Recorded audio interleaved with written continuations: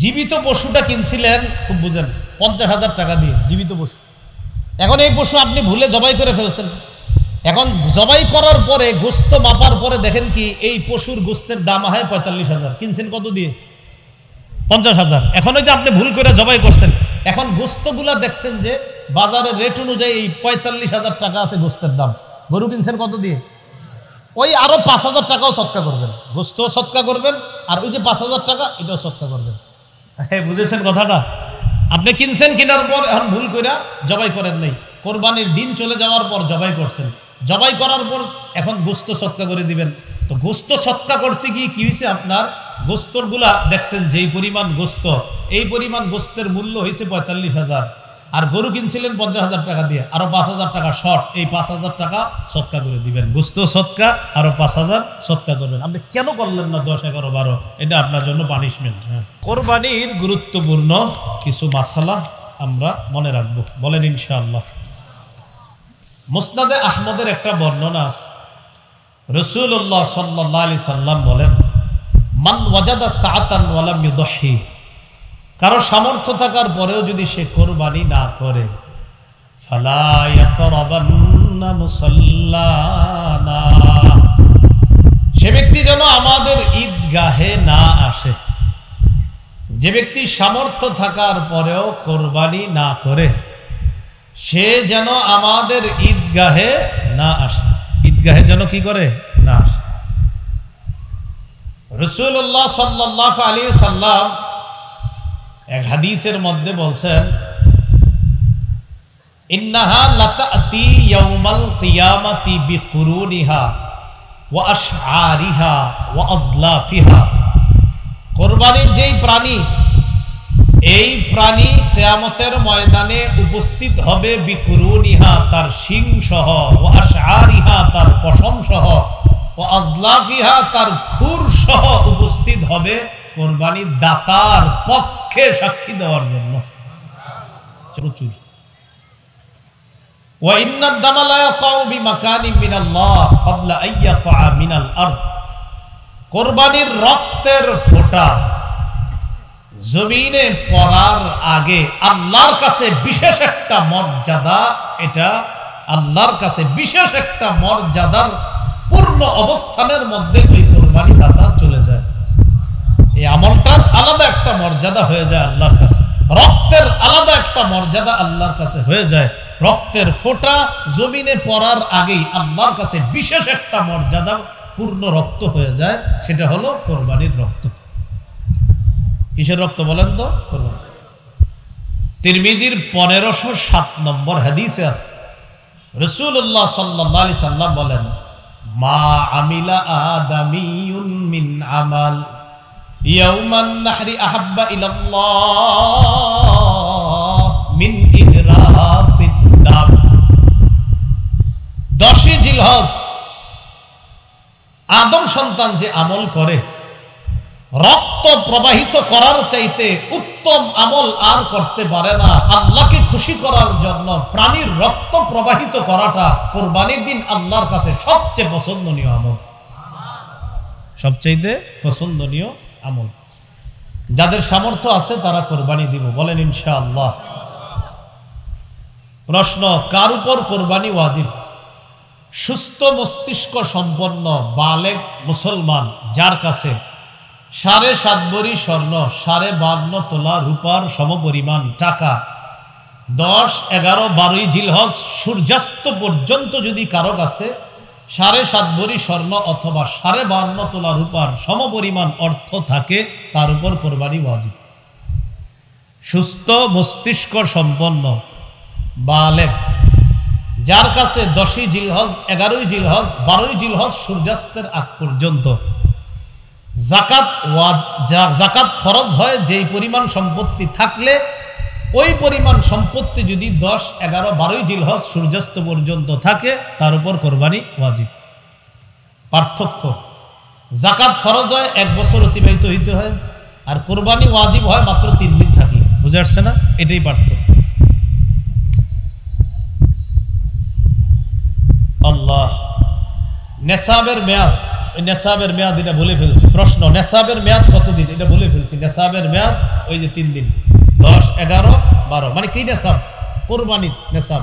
আর জাকাতের নেসাব তো আপনার 1 বছর অতিবাহিত হবে এরপর। তো এটার নেসাব মাত্র 3 দিন, 10, 11, 12। প্রশ্ন, কোরবানি মোট কতদিন করা যাবে? 10, 11, 12 সূর্যাস্ত পর্যন্ত, 10, 11, 12 জিলহজ সূর্যাস্ত পর্যন্ত কোরবানি করা যাবে। প্রশ্ন, নাবালেগ শিশু কিশোর তদ্রুপ যে সুস্থ মস্তিষ্ক সম্পন্ন নয়, সে যদি নেসাবের মালিক হয় তার উপর কি কোরবানি ওয়াজিব? না, তার উপর কোরবানি ওয়াজিব না। নাবালকের নেসাব পরিমাণ মালাস, কোরবানি ওয়াজিব না। সুস্থ মস্তিষ্ক সম্পন্ন নয় এক ব্যক্তি, তার নেসাব পরিমাণ মালাস, তার উপর কোরবানি ওয়াজিব না। প্রশ্ন, যে ব্যক্তি কোরবানির দিনগুলোতে মুসাফির থাকবে তার উপর কি কোরবানি ওয়াজিব? 48 মাইল অথবা 78 কিলোমিটার, 48 মাইল অথবা 78 কিলোমিটার এই পরিমাণ দূরত্বে যাওয়ার নিয়ত করে কেউ মুসাফির হয়েছে আপনার, এই মুসাফিরের উপর কোরবানি ওয়াজিব নয়। কোরবানির দিনগুলোতে উনি যদি মুসাফির থাকে তার উপর কোরবানি ওয়াজিব নয়। প্রশ্ন, নাবালকের পক্ষ থেকে অভিভাবক কোরবানি যদি দেয় আদায় হবে কিনা? নাবালকের পক্ষ থেকে অভিভাবকের জন্য কোরবানি দেওয়া ওয়াজিব না। যদি দেয় মুস্তাহাব আমল হবে, সওয়াব হবে। যদি দেয় মুস্তাহাব আমল, সওয়াব হবে, কিন্তু এটা ওয়াজিব না। প্রশ্ন, দরিদ্র ব্যক্তির উপর কোরবানি ওয়াজিব নয়, তারপরেও যদি সে কোরবানির নিয়তে কোনো পশু ক্রয় করে সেক্ষেত্রে কি ওয়াজিব? দরিদ্র ব্যক্তির উপর কোরবানি ওয়াজিব না, কিন্তু কোরবানির নিয়তে যদি উনি পশু ক্রয় করে তার উপর কোরবানি ওয়াজিব। দরিদ্র ব্যক্তির উপর কোরবানি ওয়াজিব না। এখন উনি মেয়ের জামাই বেড়াইতে আসবে, চিন্তা করছে আল্লাহরে খুশি করার জন্য কোরবানি করি, এই নিয়তে পশু কিনছে, আল্লাহরই খুশি করবে। তো যাই হোক, এরপরে আল্লাহ যদি ভাগ্যে গোস্ত দেয় মেহমানদারি করবে, এটাই তার নিয়ত। তো যাই হোক, এরকম হয়তো আমি বলি ভালো নিয়তেই তার। তো এই নিয়তে, ভালো নিয়তে পশু ক্রয় করছে এই দরিদ্র ব্যক্তি, তার উপর কোরবানি ওয়াজিব কিনা? পশু ক্রয় না করলে কোরবানি ওয়াজিব না, কিন্তু কোরবানির নিয়তে করে ফেললে, যদি পশু ক্রয় করে ফেলে তার উপর কোরবানি ওয়াজিব। প্রশ্ন, কেউ যদি কোরবানির দিনগুলোতে কোরবানি দিতে না পারে কি করণীয়? মন দিয়ে শুনেন। 10, 11, 12 জিলহজ সূর্যাস্তের আগ পর্যন্ত কেউ যদি কোরবানি দিতে না পারে কি করণীয়? খুব ভালো করে আমার দিকে তাকান, তাহলে বুঝবেন। 10, 11, 12 জিলহজ এই 3 দিন অতিবাহিত হওয়ার পর আমি বুঝতে পারলাম আমার উপর কোরবানি তো ওয়াজিব, এরপরে আমি দেই নেই, অলসতা বশত হোক, যে কোনো কারণে হোক দেই নেই। আল্লাহ হেফাজত করুন, নাউজুবিল্লাহ, এরকম কাজ যেন না করি। বোঝানোর জন্য আমার ছাড়া আর উপায় নেই, এজন্য বুঝাই দিচ্ছি। এখন কথা হলো, 10, 11, 12 এই 3 দিন যদি আমি পশু ক্রয় করে না থাকি, কোরবানি দেই নেই আর পশু কিনি নেই, পশু ক্রয় করে না থাকলে পরবর্তীতে একটা কোরবানির যোগ্য ছাগল পরিমাণ মূল্য সৎকা করে দিতে হবে। যদি পশু ক্রয় করে না থাকি তাহলে কোরবানির যোগ্য ছাগল পরিমাণ মূল্য সৎকা করে দিতে হবে। আর যদি পশু ক্রয় করে থাকি কিন্তু অলসতা বশত বা কোনো কারণে এই 3 দিন কোরবানি করি নাই, তাহলে ওই পশুটাই সৎকা করে দিতে হবে। সেটা ওট হোক, গরু হোক, ছাগল হোক, যা হোক। ভাই একটু বুঝে আসছে সবার? এবার বুঝেন। ঘটনাচক্রে 13 তারিখ আমি জবাই করে ফেলছি, 13 তারিখ জবাই করে ফেলছি। ওয়াজিব ছিল কবে? 10, 11, 12। এখন 13 তারিখ জবাই করছি। যদি জবাই করে থাকি তাহলে ওই গোস্তটা সৎকা করে দিতে হবে। জবাই করা ঠিক হয় নাই আমার, কিন্তু জবাই করে ফেললে গোস্তটা সৎকা করে দিতে হবে। এই মাসালাটা কি সবাই বুঝছেন? এই দিক থেকে জি বলে নাই। আমি আবার বলছি, আব্দুর রহমান নামে একজন, তার উপর কোরবানি ওয়াজিব। 10, 11, 12 এই 3 দিন কোরবানি দেয় নেই।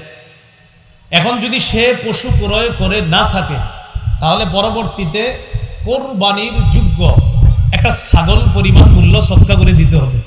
আর যদি পশু ক্রয় করে থাকে তো ওই পশুটাকেই সৎকা করে দিতে হবে। আর যদি সে মাসালা না জানার কারণে ওই পশু জবাই করে থাকে তাহলে পশুর ওই যে গোস্ত আছে যেগুলা, এগুলো আপনার কি করে দিতে হবে? সৎকা করে দিতে হবে। প্রশ্ন, প্রথম দিন থেকে কোরবানি করা কখন থেকে উত্তম? বাস ঈদের নামাজের পর থেকে। আগে আগে ঈদের নামাজ পড়বেন, আগে আগে ঈদের নামাজ পড়ে আগে আগে কোরবানি করবেন, এটাই উত্তম। ফজরের পরে কোরবানির ঈদের নামাজ বেশি বিলম্ব না করা। এত বিলম্ব করে আমাদের দেশ, এখন তো 4:40 ফজর হয় মিরপুর, আমি যেদিকে থাকি আর কি, ওখানে 4:40, এদিকে এরকমই হবে মনে হয় 4:40 বা 5 মিনিট এদিক সেদিক হবে। তো দেখেন 4:40 যদি ফজর হয়, লম্বা সময় কিন্তু আপনার। 7টায় যদি জামাত দেন তো 5টায় যদি ফজর শেষ হয়, এরপরে 2 ঘন্টা থাকে। তো যাই হোক, এটা বললাম আর কি, উত্তম হলো তাড়াতাড়ি ঈদুল আজহার নামাজ পড়া আর তাড়াতাড়ি কোরবানি করা। আল্লাহ আমাদের সকলকে এই সুন্নাহগুলোও জিন্দা করার তৌফিক দান করেন। রাতে কোরবানি করা যাবে কিনা? রাতে কেউ যদি 10 তারিখ রাতে কোরবানি করে আদায় হয়ে যাবে, কেউ যদি 11 তারিখ রাতে কোরবানি করে আদায় হয়ে যাবে। তবে অনুত্তম, কাজটা ঠিক হয়নি, মানে ভালো হয়নি, অনুত্তম কাজ হয়েছে। 10 তারিখ রাতে যদি কেউ কোরবানি করে হয়ে যাবে, অনুত্তম হয়েছে। 11 তারিখ রাতে যদি কেউ কোরবানি করে হয়ে যাবে, কাজটা সুন্দর হয়নি। দেখি বুঝে থাকলে আলেম ছাড়া অন্যরা বলেন 12 তারিখ রাতে করলে হবেই না, কারণ 12 তারিখ রাতে তো আর টাইমই নেই। তাহলে 10, 11, 12 সূর্যাস্তের আগ পর্যন্ত। তাহলে 10 তারিখ 11 তারিখ রাতে যদি কেউ করে হয়ে যাবে, কিন্তু আপনার কাজটা সুন্দর হয়নি। কোরবানির উদ্দেশ্যে ক্রয়কৃত পশু, এই পশু যদি সময়ের পর জবাই করে, এটা আমি আগেই বলছি, একটা বলছিলাম ওই যে জবাই করতে পারে নাই, তো আগেও বলছিলাম সময়ের পর যদি জবাই করে তাহলে আপনার ওই গোস্তটা সৎকা করে দিতে হবে, এটা একটু আগে বলছিলাম। আল্লাহ আমাদেরকে বোঝার তৌফিক দান করে। আমিন।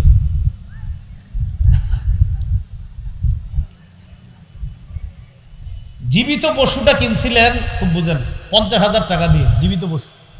এখন এই পশু আপনি ভুলে জবাই করে ফেলছেন। এখন জবাই করার পরে গোস্ত মাপার পরে দেখেন কি এই পশুর গোস্তের দাম হয় 45,000, কিনছেন কত দিয়ে? 50,000। এখন ওই যে আপনি ভুল করে জবাই করছেন, এখন গোস্তগুলা দেখছেন যে বাজারের রেট অনুযায়ী এই 45,000 টাকা আছে গোস্তের দাম। গরু কিনছেন কত দিয়ে? ওই আরো 5,000 টাকাও সৎকা করবেন, গোস্ত সৎকা করবেন, আর ওই যে 5,000 টাকা এটাও সৎকা করবেন। হ্যাঁ, বুঝেছেন কথাটা? আপনি কিনছেন, কেনার পর এখন ভুল করে জবাই করেন নাই, কোরবানির দিন চলে যাওয়ার পর জবাই করছেন, জবাই করার পর এখন গোস্ত সৎকা করে দিবেন। তো গোস্ত সৎকা করতে গিয়ে কি হয়েছে, আপনার গোস্তরগুলা দেখছেন যেই পরিমাণ গোস্ত, এই পরিমাণ গোস্তের মূল্য হয়েছে 45,000, আর গরু কিনছিলেন 50,000 টাকা দিয়ে, আরো 5,000 টাকা শর্ট, এই 5,000 টাকা সৎকা করে দিবেন। গোস্ত সৎকা, আরো 5,000 সৎকা করবেন। আপনি কেন করলেন না 10, 11, 12? এটা আপনার জন্য পানিশমেন্ট। হ্যাঁ, কোন কোন পশু দ্বারা কোরবানি করা যাবে? ওট, গরু, মহিষ, দুম্বা, ভেড়া ইত্যাদি, এগুলো দ্বারা কোরবানি করা যাবে। কোরবানি করার ক্ষেত্রে যেসব পশু কোরবানি করা যাবে সেক্ষেত্রে নর নারী হলে কি সমস্যা আছে? না, সমস্যা নেই। গরু, গাবি, ছাগল, ছাগি, কোনো সমস্যা নেই। নতুন 2-3 বছর ধরে একটা স্লোগান উঠছে যে খাসি দিয়ে কি কোরবানি হবে কিনা, এই জাতীয় আরো কিছু বিষয় উঠছে। বিষয়গুলো এমন না, নর নারী উভয়টা দিয়ে কোরবানি হবে। পশুর বয়স সীমা কত? ওট কমপক্ষে 5 বছর, গরু কমপক্ষে 2 বছর, ছাগল কমপক্ষে 1 বছর, ভেড়া দুম্বাও 1 বছর। মন দিয়ে শুনেন, ভেড়া দুম্বাও 1 বছর। বলেন, ভেড়া দুম্বাও, ছাগল। হ্যাঁ, ভেড়া দুম্বা 6-7 মাস হওয়ার পরে দেখতে যদি 1 বছরের মতো হৃষ্টপুষ্ট মনে হয়, হয়ে যাবে। ভেড়া দুম্বা, শুধু ভেড়া দুম্বা, এটা যদি 1 বছরের মতো মনে হয়, 6-7 মাস পরে 1 বছরের মতো হৃষ্টপুষ্ট মনে হয়, এটার দ্বারা হয়ে যাবে, জায়েজ হয়ে যাবে। হ্যাঁ, প্রশ্ন, এক পশুতে শরীকের সংখ্যা? ওট, গরু, মহিষে 7 জন শরীক হতে পারবে। ওট, গরু, মহিষে কয়জন শরীক হতে পারবে? 7 জন। সহিহ মুসলিমের টন টনে সহিহ হাদিস এবং তিরমিজির টন টনে সহিহ হাদিস। রাসূলুল্লাহ সাল্লাল্লাহু আলাইহি সাল্লামের সাহাবী জাবির ইবনে আব্দুল্লাহ রাদিয়াল্লাহু তাআলা আনহু বলেন, নাহারনা মা রাসূলিল্লাহ সাল্লাল্লাহু আলাইহি সাল্লাম, আমরা নবীজির সাথে নহর করেছি হুদাইবিয়ার যুদ্ধের দিন। আল বাদানাতা আন সাবআতিন ওয়াল বাকারাতা আন সাবআতিন, ওট 7 জনের পক্ষ থেকে, গরু 7 জনের পক্ষ থেকে। তাহলে 7 শরীকে কোরবানি জায়েজ আছে। 2 জনে জায়েজ, 3 জনে জায়েজ, 4 জনে জায়েজ, 5 জনে জায়েজ, 6 জনে জায়েজ, 7 জনে জায়েজ, এর বেশি না। শরীকে কোরবানি যখন দিবেন সবার অংশ সমান সমান করে ভাগ করতে হবে, ওজনে যেন কম বেশি না হয়, এটা মাথায় রাখবো আমরা। কোন অংশীদারের যদি নিয়ত খারাপ হয় সেক্ষেত্রে কোরবানি কি হবে? একজন অংশীদারের নিয়ত যদি খারাপ হয় সবার কোরবানি বাতিল হয়ে যাবে। শরীকদারদের মধ্যে একজনের যদি নিয়ত খারাপ হয় সবার কোরবানি বাতিল হয়ে যাবে। কোরবানির গরু, মহিষ ও উটের মধ্যে আকিকার নিয়তে শরীক হতে পারবে? হ্যাঁ, কোরবানির গরু, মহিষ ও উটে আকিকার নিয়তে শরীক হতে পারবে। এতে কোরবানি আকিকা দুটোই সহি হবে। গরু, উট, মহিষে আকিকার নিয়তে শরীক হতে পারবে, এতে আকিকা এবং কোরবানি উভয়টাই সহি হবে। প্রশ্ন, শরীকদের কারো পুরা বা অধিকাংশ উপার্জন যদি হারাম হয় তাহলে কি কোরবানি হবে? শরীকদের কারো অর্ধেক বা পুরা অধিকাংশ উপার্জন যদি হারাম হয়, আর হারামের অংশ যদি ওইগুলোর মধ্যে যায়, শরীকদের মধ্যে, সবার কোরবানি বাতিল হয়ে যাবে। এই জন্য একা কোরবানি দেওয়াই উত্তম। এই ঠিক আবার শরীকদের কি অস্বীকার করে ঠিক কইতেছেন নাকি? এই ঠিকের ভিতরে যেন কোনো ঝামেলা না থাকে, এটা মানে ঠিক এই নিয়তে বললেন, হ্যাঁ ভালো কথা, কিন্তু ওই নিয়ত রাখেন না শরীকের কোরবানিও জায়েজ, এই আকীদাও ঠিক রাখতে হবে। আর আপনাদের ঠিকও কিন্তু বুঝি অনেকের ঠিক মানে বুঝায় কি জানেন? উনি বুঝায় না এটাই সঠিক, বাকিগুলো সঠিক না, এই জাতীয় মানসিকতা থেকে বের হয়ে আসেন না। কোরবানির পশু কেমন হওয়া উত্তম? হৃষ্টপুষ্ট হওয়া উত্তম। দহা রাসূলুল্লাহ সাল্লাল্লাহু আলাইহি সাল্লাম বিকাবশিন আকারানা ফাহিলিন, রাসূল সাল্লাল্লাহু আলাইহি সাল্লাম শিং বিশিষ্ট মোটা তাজা দুম্বা কোরবানি করেছেন, এজন্য হৃষ্টপুষ্ট হওয়া উত্তম। কোরবানির পশু খোরা পশু, এই জাতীয় পশু দিয়ে কোরবানি হবে কিনা? খোরা পশুর কোরবানি এটা হলো কেমন? আলী রাদিয়াল্লাহু তাআলা রাসূল সাল্লাল্লাহু আলাইহি সাল্লামকে প্রশ্ন করছে, ফাল আরজা, হুজুর খোরা পশু যদি হয়, যে পশুর পায়ের সমস্যা, এই পশু দিয়ে কোরবানি হবে? নবী বলছেন, ইদা বালাগাতিল মানসিকা, সহিহ তিরমিজির বর্ণনা 1502, 1503, 1504 সবগুলো হাদিস এই ব্যাপারে আছে। নবীজি বলছেন, ইদা বালাগাতিল মানসিকা, পশু যদি কোরবানির জবাইয়ের স্থান পর্যন্ত হেঁটে যেতে পারে, এই পশু দিয়ে কোরবানি হবে। এটা খোরা হওয়ার পরেও যদি কোরবানির জবাইয়ের স্থান পর্যন্ত হেঁটে যেতে পারে, এই পশু দিয়ে কোরবানি হবে। বুঝে আসছে সবার? খোরা পশু, যেই পশু 3 পায়ে চলে, কয় পায়ে চলে? 3 পায়ে চলে, 1 পায়ে ভর দিয়েও চলতে পারে না, এই পশু দিয়ে কোরবানি করা হবে কিনা? না, হবে না। যে পশু 3 পায়ে চলে, 1 পায়ে ভর দিয়েও চলতে পারে না, মোটামুটি ভাবেও চলতে পারে না, এই পশু দিয়ে কোরবানি হবে কিনা? না, হবে না। শুকনা দুর্বল পশু, যে জবাইয়ের স্থান পর্যন্ত হেঁটে যেতে পারে না, এমন পশুর দ্বারা কোরবানি হবে কিনা? না, হবে না। হাদিসে আছে, ওয়ালা বিল মারিয়াতি বাইয়িনুন মারাদুহা ওয়ালা বিল আজফা আল্লাতী লা ইউদাহহা বিল আরজা বাইয়িনুন যালউহা ওয়ালা বিল আওরা বাইয়িনুন আওরুহা। খোরা, চোখে সমস্যা, কানে সমস্যা, লেজে সমস্যা, এই জাতীয় পশু যদি অধিকাংশ বেশি সমস্যা হয়, এগুলো দিয়ে কোরবানি হবে না। দাঁত নেই এমন পশু দিয়ে কোরবানি হবে কিনা? যে পশুর একটাও দাঁত নাই অথবা বেশিরভাগ দাঁত পড়ে গেছে আর ঘাস চাবায়া খাইতে পারে না, এই পশু দিয়ে কোরবানি হবে না। আবার বলছি, দাঁত একেবারে নাই, আবার আছে কিন্তু এত পরিমাণ পড়ে গেছে, যেই পরিমাণ পড়ে যাওয়ার কারণে এখন আর ঘাস খাইতে পারে না, এই পশু দিয়ে কোরবানি হবে না। যে পশুর শিং ভেঙে বা ফেটে গেছে, কোরবানি হবে কিনা?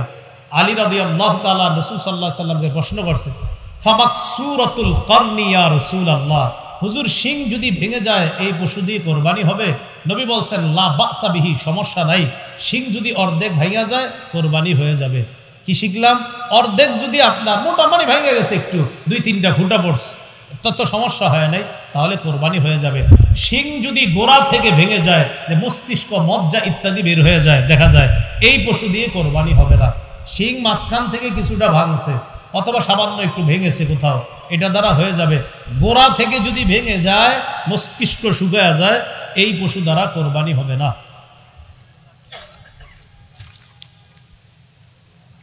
প্রশ্ন, কান কাটা লেজ কাটা পশু দিয়ে কোরবানি হবে কিনা? কি কাটা? কান কাটা, লেজ কাটা। কান যদি অর্ধেকের বেশি কাটা থাকে, লেজ যদি অর্ধেকের বেশি কাটা থাকে, পশু দিয়ে কোরবানি হবে না। কান যদি অর্ধেকের বেশি কাটা থাকে, লেজ যদি অর্ধেকের বেশি কাটা থাকে, এমন পশু দিয়ে কোরবানি হবে না। তাহলে বিপরীতটা এবার সেখানে আমরা, লেজ যদি অর্ধেকের বেশি ভালো থাকে, কান যদি অর্ধেকের বেশি ভালো থাকে, এই পশু দিয়ে কোরবানি হবে। অর্ধেকের বেশি কান ভালো, অর্ধেকের বেশি লেজ ভালো হবে। এবার আপনারা জবাব দেন, অর্ধেকের বেশি কানও ভালো না, অর্ধেকের বেশি লেজও ভালো না, কোরবানি? অন্ধ পশুর কোরবানি, যে পশু দুই চোখ দিয়ে দেখে না এই পশু দিয়ে কোরবানি হবে না, অথবা দুই চোখ আছে এক চোখ দিয়ে মোটেই কিচ্ছু দেখে না এই পশু দিয়ে কোরবানি হবে না। নতুন পশু কিনছেন, কেনার পর হারায় গেছে, নতুন পশু কিনছেন কেনার পর হারায় গেছে। এই নতুন পশু কিনছে একজন ধনী মানুষ, আব্দুর রহমান ধনী মানুষ, আব্দুর রহিম গরিব মানুষ। আব্দুর রহমানও নতুন পশু কিনছে কোরবানি দেওয়ার জন্য, হ্যাটটা ঠিক আছে, ওয়াজিব। আব্দুর রহিমের উপর ওয়াজিব ছিল না, এরপরেও কিনছে, এর উপরও ওয়াজিব। এখন হারায় গেছে পশু, আব্দুর রহমানেরটা হারাইছে, আব্দুর রহিমেরটা হারাইছে। আব্দুর রহিম আরেকটা কিনা জরুরি না, লা ইউকাল্লিফুল্লাহু নাফসান ইল্লা উসাহা, আল্লাহ সাধ্যের বাইরে চাপায় দেয় না। তো আব্দুর রহমান কি করছে, আরেকটা কিনছে। কিনার পর আব্দুর রহমান আরেকটা কিনছে, ধনী মানুষ। গরিব আব্দুর রহিমও কি করছে, উনিও আরেকটা কিনছে, ওনার উপর আরেকটা কিনা জরুরি ছিল না কিন্তু কিনছে। কিনার পর এখন হারিয়ে যাওয়া পশুটা আবার ফিরে আসছে। আব্দুর রহমান ধনী, তার পশু ফিরে আসছে। আব্দুর রহিম দরিদ্র, তারটাও ফিরে আসছে। আব্দুর রহমান ধনী মানুষ, যে পশু কেনার পর হারিয়ে গেছে, হারিয়ে যাওয়ার পর আরেকটা কিনছে, কেনার পর হারিয়ে যাওয়া পশুটা ফিরে এসেছে। সূরা আয়েশা কয়, আমি তওবা করে ভালো হয়ে গেছি, আপনার পশুটা নেন, ভুল হয়ে গেছে আমার, তো পশু ফিরে পেয়েছে। এক্ষেত্রে ধনী আব্দুর রহমানের জন্য দুটি পশুর একটাকেই কোরবানি করলে হয়ে যাবে, ধনী। আর ওই গরিব আব্দুর রহিম দুইটা কিনছে, প্রথমে একটা কিনছে, কেনার পর হারাইছে, আরেকটা কিনছে, কেনার পর হেডটা আবার ফিরে আসছে, হারায় যাওয়াটা, হে দুটোটাই কোরবানি করতে হবে। দোনোটা কি করতে হবে, কারণ এর দোনোটাই ওয়াজিব করছে, এর উপর ওয়াজিব ছিল না। প্রথমটা ওয়াজিব করে নিছে, হারাইছে, আবার আরেকটা কিনছে, কিনা ওয়াজিব করছে, হারিয়ে যাওয়াটা ফেরত আসছে। হুজুর আমি গরিব মানুষ, দুইটা পশু, একটা হারায় গেছে, আরেকটা কিনছি, ফেরত আসছে। আপনি গরিব, আপনি তো কোরবানি তো ওয়াজিব ছিল না, শখে কিনছিলাম, তো আরেকটা কিনছেন কেন, হারায় গেছে এই জন্য। যে শরীয়ত আপনাকে বাধ্য করে নাই কেনার জন্য, কিনছেন, দুটোটাই কোরবানি দিতে হবে, দুটোটা ওয়াজিব করে নিয়েছেন। এই জন্য ইসলামী শরীয়ত মাযহাব ছাড়া বুঝার কোনো বিকল্প নাই, মাথা রাখবেন। কি ছাড়া? মাযহাব মানতে হবে। আমি মাযহাব মানি কেন? কারণ কোরআন সুন্নাহ এখনো আমি ভালোভাবে বুঝি না, তাই মাযহাব মানতে হয়। আর যে মানে না, আমার কয় হুজুর না মানলে সমস্যা আছে। আমি আপনি হয়তো কোরআন সুন্নাহ অনেক বেশি ভালো বুঝেন, এই জন্য মানেন না। তো আমারে যদি কেউ বলে আপনি কেন মানেন, আমি কোরআন সুন্নাহ এখনো ভালোভাবে পুরোপুরি বুঝি না। অনেকে কয় মূর্খ, এই জন্য মাযহাব মানে। আসলেই ঠিক কইছেন, মূর্খ বলেই তো মাযহাব মানে। যদি সব জানতাম তত দরকার ছিল না মানা। আর যিনি বলে মাশাআল্লাহ উনি তো সব জানে দেখে উনি মানে না, এটাই আমরা ভালো ধারণা রাখি। যিনি কে জানেন? যিনি হলো সে যে গত 7 দিন ধরে নতুন করে পড়াশোনা করতেছে কোরআন হাদিস নিয়ে, এই তিনি এখন মাযহাব মানছে না। আর বলে আপনি মানেন না কেন? তো বললাম আমি তো ভাই এখনো পুরাপুরি কোরআন সুন্নাহ ওই অন্যের সাহায্য ছাড়া বুঝি না। অন্যের সাহায্য মানি অন্যের মতামত, অন্যের মতামত মানি। কয় অন্যের মতামতের আরবি কি হুজুর? কয় অন্যের মতামতের আরবি হলো মাযহাব। আচ্ছা তাই নাকি? কয় হ্যাঁ।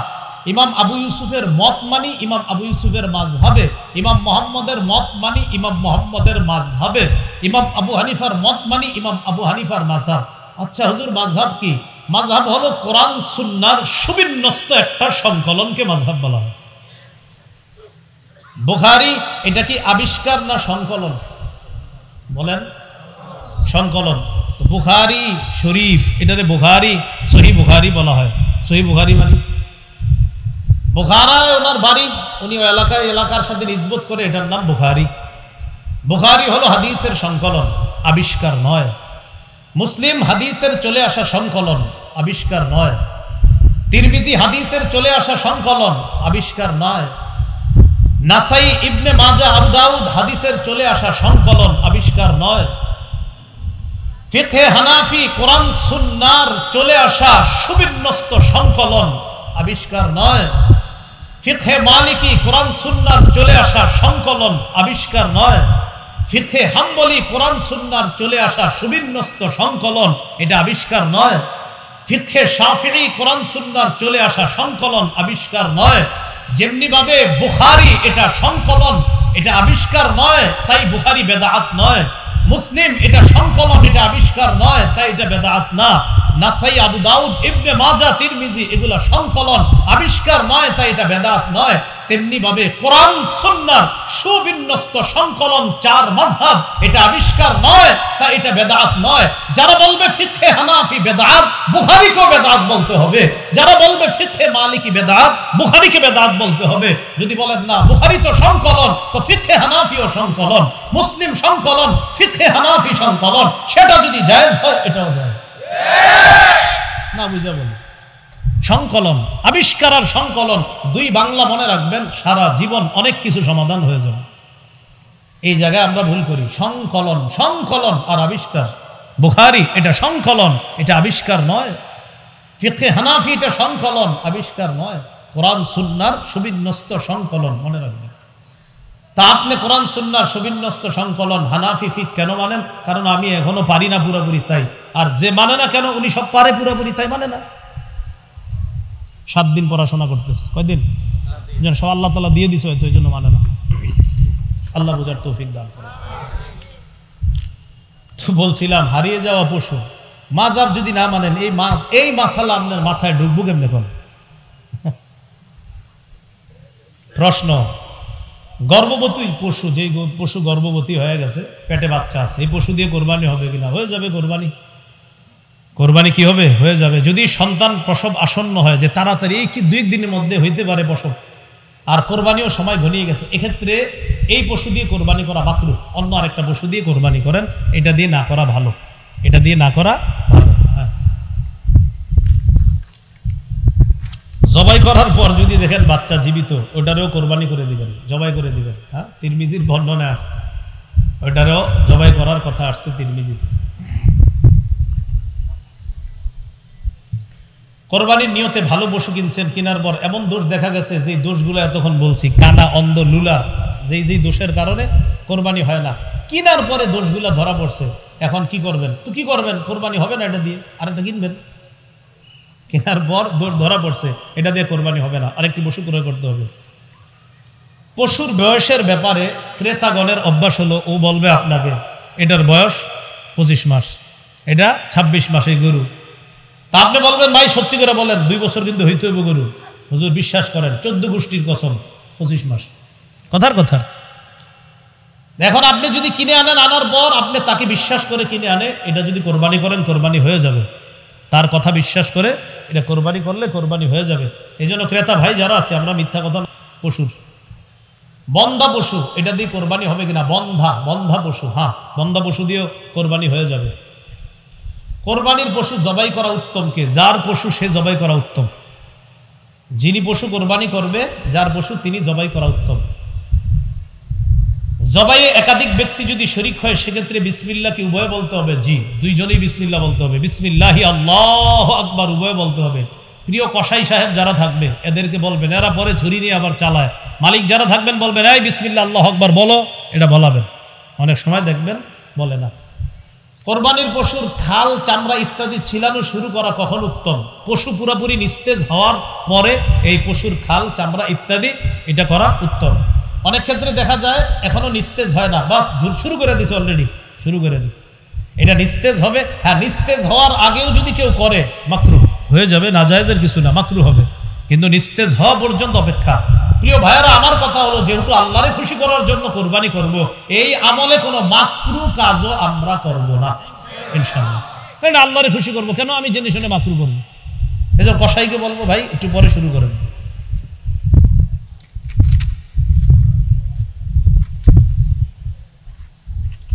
কোরবানির পশু দিয়ে জবাইয়ের আগে উপকৃত হওয়া যাবে কিনা? হাল চাষ করা যাবে না। কেউ যদি করে থাকে দেশ গ্রামে বলে দিবেন, যে পরিমাণ হাল চাষ করছো, এই পরিমাণ হাল চাষ করলে কত টাকা পারিশ্রমিক আসে, এই পরিমাণ টাকা সৎকা করে দিবা। হাল চাষ করা যাবে না, যদি করে থাকে সৎকা করে দিতে হবে এই পরিমাণ। হাল চাষ এটা না করা, এগুলো করা যাবে না। কোরবানির পশুর দুধ, এই দুধ পান করা যাবে না। পশুর ওলানে এত পরিমাণ দুধ, যে পরিমাণ দুধের কারণে পশুর যদি কষ্ট না হয়, তাহলে দুধ দহন না করা। কোরবানির পশুর ওলানে দুধ যদি দহন না করলে কষ্ট না হয় পশুর, যে এটাকে আমি যদি দহন না করি সমস্যা হবে না, তাহলে আপনি ঠান্ডা পানি ওলানের মধ্যে ছিটিয়ে দিবেন, ঠান্ডা পানি ওলানে ছিটিয়ে দিবেন, এক্ষেত্রে তার কষ্ট কম হবে। সেক্ষেত্রে আপনি দহন না করে এভাবে রাখা উত্তম। এরপরেও যদি কেউ দহন করেন, দহন করলে দুধ আপনি খাবেন না, আপনি মালিক, আপনি খাবেন না। ঘটনাচক্রে আপনি আধা কেজি দুই দহন করছেন, দহন করার পর 1 গ্লাস খেয়ে ফেলছেন। খাওয়ার পর গাজীপুর আপনার 27 মাদ্রাসার মোতায়েম সাহেবের কাছে গিয়ে জিজ্ঞাসা করছেন, হুজুর আমি তো 1 গ্লাস দুধ খেয়ে ফেলছি, আমি তো মাসালা জানতাম না, মানুষের বলাবলি করতেছে দুধ খাওয়া নাকি ঠিক হয় নাই। তখন হুজুর আপনাকে বলবে 1 গ্লাস পরিমাণ দুধের মূল্য যত হয় এই টাকাটা আপনি সৎকা করে দেন। 1 গ্লাস দুধের মূল্য যত হবে এই পরিমাণ টাকা সৎকা করে দিতে হবে। আপনার খাওয়াটা কি হয় নাই, ঠিক হয় নাই। হ্যাঁ,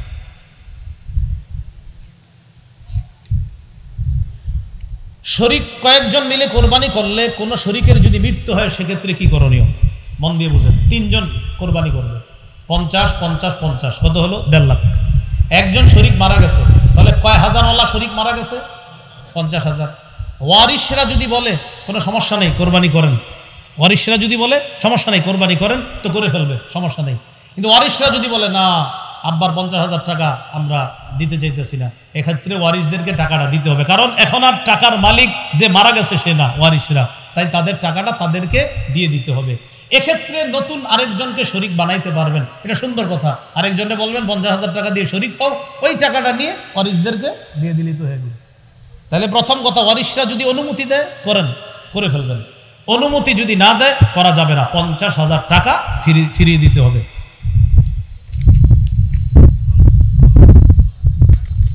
ধনী মানুষ একা পশু ক্রয় করলে পরবর্তীতে অন্য কাউকে শরীক করতে পারবে কিনা? একজন ধনী মানুষ 1 লক্ষ টাকা দিয়ে একটা পশু ক্রয় করছে, পরবর্তীতে চিন্তা করলো আমি আরেকজন একটু শরীক করি, 10, 20,000, 30 বা যেরকম বারে শরীক করি, করা যাবে কিনা? যাবে।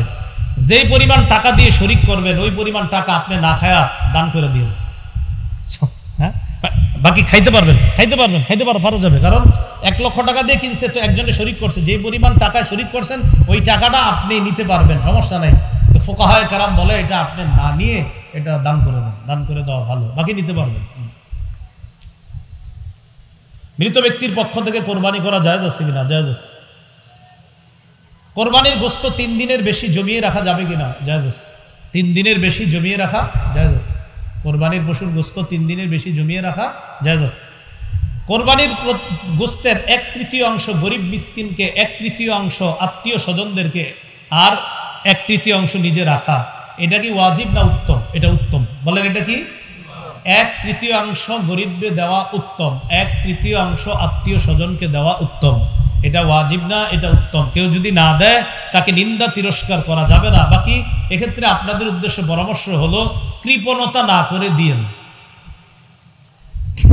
কেউ যদি না দেয় তাকে তিরস্কার করা যাবে না, তা আমিও তিরস্কার করছি না, বাকি শুধু এটুকু বলছি কৃপণতা না করে গরিবদেরকে দিয়েন, আত্মীয় স্বজনদের কাছেও পাঠায়েন। যদি না পাঠান আপনাকে তিরস্কার করা হবে না, বাকি বলছি আপনি একটু কৃপণতা না করে দিয়েন। আল্লাহ তৌফিক দান করেন। কোরবানির গোশত কখন খাওয়া উত্তম? কোরবানির দিন 10ই জিলহজ যিনি কোরবানি দিবে তিনি সর্বপ্রথম কোরবানির গোশত দিয়ে শুরু করা উত্তম। কোরবানির দিন 10ই জিলহজ যিনি কোরবানি দিবে ওই দিন সর্বপ্রথম কোরবানির গোশত দিয়ে তার খাবার খাওয়াটা উত্তম। এই সুযোগ সুবিধা 11 তারিখ 12 তারিখের জন্য না, এটা শুধু 10 তারিখের জন্য। আবার বলছি, কোরবানি তো 11 তারিখেও হয়, 12 তারিখেও হয়। কেউ যদি 12 তারিখে দেয় সে প্রথম গোশত খাবে, এই সুন্নত না, এটা না। এই সুন্নত শুধু 10 তারিখের। 10 তারিখে প্রথম যে কোরবানি করবে সে প্রথম গোশত খাবে, এটা হলো 10 তারিখের সুন্নত, 11 বা 12 তারিখের সুন্নত নয়।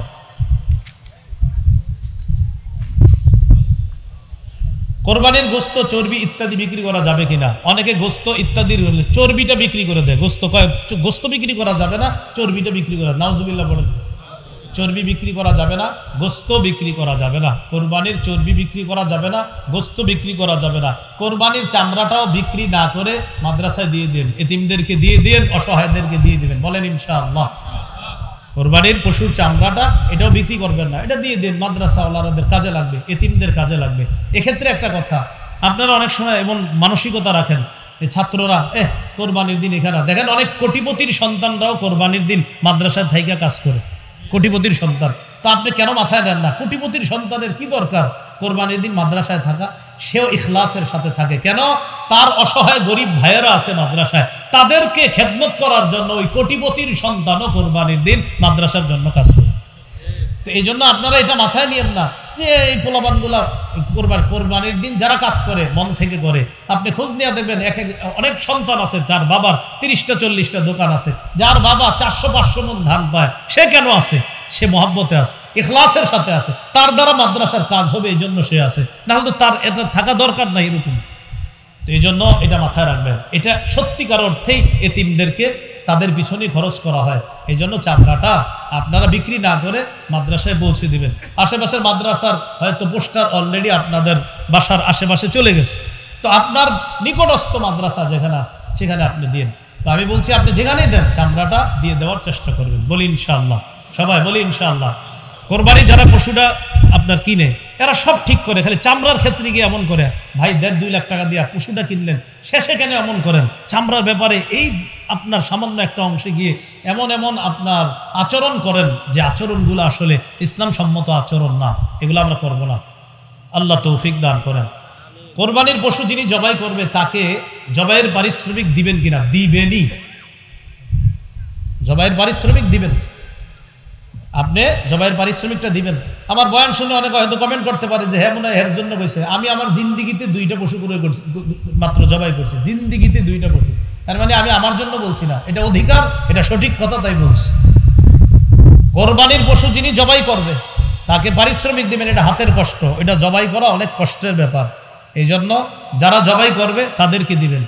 আর জবাই করার পরে আপনার একদম ছোট্ট একটা নোট ওঠে, একদম ছোট্ট 1.5-2 লাখ টাকার গরু আপনার কোনো মতে হুজুর জবাই করছে যিনি কষ্ট করে, আরে আস্তে একটা নতুন 200।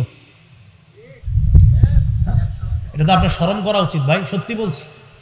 হ্যাঁ, আপনার শরম লজ্জা থাকা উচিত, এটা শরম লজ্জা থাকা উচিত। এটা আমি ওই যুগের কথা বলছি যে যুগে আমার বেতন ছিল 5,000 টাকা। ওই যুগে আমরা যে কোরবানি দিছি, ওই কোরবানি যিনি দিয়েছেন প্রায় 10 বছর 8 বছর আগের কথা, তাদেরকেও আপনার ওই 100-200 দিই নেই। ও আচ্ছা আচ্ছা, সেটা আমি জানি না। আচ্ছা, যাই হোক, আপনারা এই জায়গায় একটু মহাব্বতের ইয়া রাখেন। তো এই জন্য আর এইরকম 100-200 করে কারে, এটা কি কোনো কথা?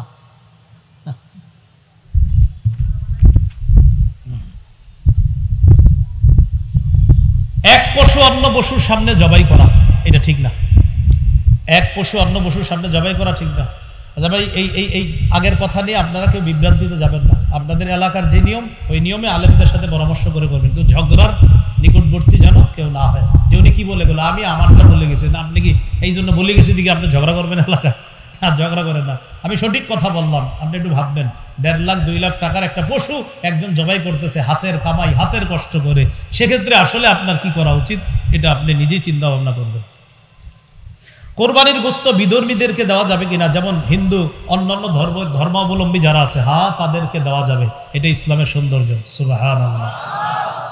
বিধর্মী, অন্যান্য ধর্মাবলম্বী যারা আছে অসহায়, তাদেরকে অবশ্যই দেওয়া যাবে, কোনো সমস্যা নেই। অন্যের উপর ওয়াজিব কোরবানি যদি অন্য কেউ দিতে চায়, 2 ভাই, বড় ভাইয়ের উপর কোরবানি ওয়াজিব, ছোট ভাই পণ্ডিতি করে নামাজের পরপর গিয়া গরু জবাই করে ফেলছে। বড় ভাই করে, তুই কি করলি কাজটা, আমি এখন আইসা সারতে পারলাম না, তুই জবাই করে ফেললি কেন? ভাইজান আপনার অনুমতি নাই। বেটা আমার পশুটা একটু আমার দেখতে মন চাইছে না। না, সাবধান, অনুমতি ছাড়া যদি করে ফেলেন আর তার যদি সত্যি মন থেকে সায় না থাকে, কোরবানি হবে না, কোরবানি হবে না। যার উপর ওয়াজিব তার যদি মন থেকে সায় না থাকে, তার যদি অনুমতি না থাকে, কোরবানি হবে না। তো এই বিষয়টা একটু সতর্ক থাকা। এদের নামাজ পড়ে আইসাই গরুটা ফালাই দিয়েই জবাই করে ফেললেন, যিনি মালিক তার অনুমতি আছে কিনা বিষয়টা মাথায় রাখা। কিভাবে কোরবানি করা একটু আমার সাথে বলেন। একজনের পক্ষ থেকে বলেন, 2 জনের পক্ষ থেকে, 3 জনের পক্ষ থেকে, আব্দুর রহমানের পক্ষ থেকে, আব্দুর রহিমের পক্ষ থেকে, জামিলা খাতুনের পক্ষ থেকে, আয়েশা খাদিজার পক্ষ থেকে, আল্লাহর নামে জবাই করলাম। কার নামে জবাই? কার পক্ষ থেকে? বান্দার। বলেন কার নামে জবাই? আল্লাহ। বলেন কার নামে জবাই? কার পক্ষ থেকে? বান্দার। বলেন কার নামে জবাই? কার পক্ষ থেকে? এই কথাটা মাথায় রাখবো। আমরা ইনশাল্লাহ এই বিষয়টা গুরুত্ব সহকারে মাথায় নিব। কোরবানি দাতার জন্য নিজের কোরবানির গোশত খাওয়া কি মুস্তাহাব? কোরবানি দাতার জন্য নিজের গোস্ত খাওয়া, অনেকের গরুর গোস্ত সমস্যা আছে, খায়েন কোরবানির গোস্ত একটু হইলেও খায়েন, এটা মুস্তাহাব, এই আমলটা করা চাই, এটা সমস্যা নেই, করা যাবে। হাজী সাহেব যারা আছে আপনাদের আত্মীয় স্বজন, তাদের কি মাসালা, এই বিষয়টা ওলামা হজরত হয়তো আলোচনা করে থাকে, এই বিষয়টা একটু গুরুত্বপূর্ণ বিষয়। ওখানে যেটাতে একটা দমে শরিক আপনার, ওখানে দমে শুকর, ওখানে যেটা করে এটা দমে শুকর। হাজী সাহেব যদি মুসাফির না হয়, যিনি হজ করতে গেছে উনি যদি মুসাফির না হয়, ওনার উপর কোরবানি ওয়াজিব। উনি সেটা কি সৌদি আরব দিবে না বাংলাদেশে দিবে এটা তিনি জানেন। মুসাফির যদি হয় তো ওনার উপর কোরবানি ওয়াজিব না। মাথায় রাখবেন, হাজী সাহেব ওখানে যেটা করতেছে এটা দমে শুকর, ওটা করা লাগবে, এটা হজের অংশ। ওখানে যেটা জবাই করে এটা হজের অংশ। এবার আসেন কোরবানির বিষয় কি। কোরবানির বিষয় হলো হাজী সাহেব যদি মুসাফির না হয় তার উপর কোরবানি ওয়াজিব। সেটা সৌদি আরব যদি দিতে চায় তিনি দিতে পারবে, বাংলাদেশে দিতে চাইলে দিতে পারবে। আর যদি তিনি মুসাফির হয় তাহলে তার উপর কোরবানি ওয়াজিব না। এজন্য মুআল্লিম যারা থাকে তারা জানে আমার হাজিরা কি মুসাফির না মুকিম, ওরা ভালো বলতে পারবে। যদি হাজিরা মুকিম হয় তো কিন্তু কোরবানি লাগবে। এই বিষয়টা ওলামা হজরত অনেকে আছেন এখানে, একটু গুরুত্ব সহকারে আলোচনার অনুরোধ রাখছি। এই বিষয়টা অনেকে জানে না হাজী সাহেব, ওনারা মনে করে ওখানে গিয়ে যেটা জবাই করছে বাস হয়ে তো গেছে কোরবানি, এটা অনেকে মনে করে আর কি। আল্লাহ আমাদেরকে বুঝার তৌফিক দান করেন। রাসূলুল্লাহ সাল্লাল্লাহু আলাইহি সাল্লামের পক্ষ থেকে কোরবানি দেওয়া কি উত্তম, বরং এটা সৌভাগ্যের বিষয়, এটা উত্তম, এটা দ্বারা কোরবানি করা এটা উত্তম কাজ। যে যদি করে কোনো সমস্যা নাই, করতে পারবে। কোরবানির চামড়া কোরবানি দাতা নিজেও ব্যবহার করতে পারবে, তবে অন্য কেউ যদি ব্যবহার আপনার অন্য কারো কাছে দিয়ে দেয় সেটা উত্তম। যেটা বললাম ওই যে চামড়াটা আপনি দিয়ে দিবেন, কোনো এতিম অসহায় তাদেরকে দিয়ে দিবেন। কোরবানির গোস্ত বিক্রি করা যাবে কিনা, যিনি কোরবানি দিবে তিনি বিক্রি করাতে পারবেন না। এতিম অসহায় দরিদ্র যারা আছে তারা আপনার,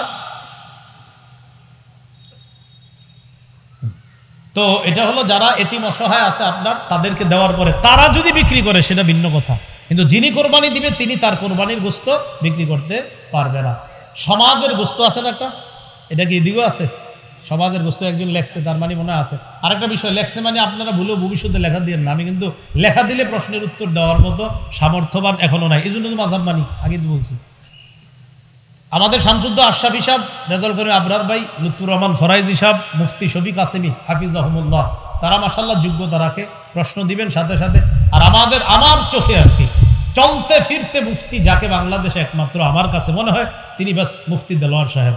হজরতরে যেখানে যা জিজ্ঞাসা করবেন আল্লাহ আবার জানে। আমি চিন্তা করি এই মনে হয় হুজুর মনে হয় এটা দিবে না, না সাথে সাথে আস্তে আস্তে একের পর এক বলতেছে অবাক হয়ে তাকায় থাকার মতো ফতুয়া স্বামী উনি কবে পড়ছে সব সুন্দরভাবে বলতেছে, এটা অমুক জায়গায় আছে, সেটা অমুক জায়গায় আছে, বলে দিচ্ছে হুজুর একদম অদ্বিতীয়। আমি নাউজুবিল্লাহ অন্যদেরকে ছোট করছি না, মানে আমার কাছে হুজুরের অদ্বিতীয় মনে হয়, বিশেষ করে সরাসরি প্রশ্নের উত্তরের ক্ষেত্রে আমাদের মুফতি দেলোয়ার সাহেব, হযরতের হায়াত আল্লাহ বরকত দান করেন।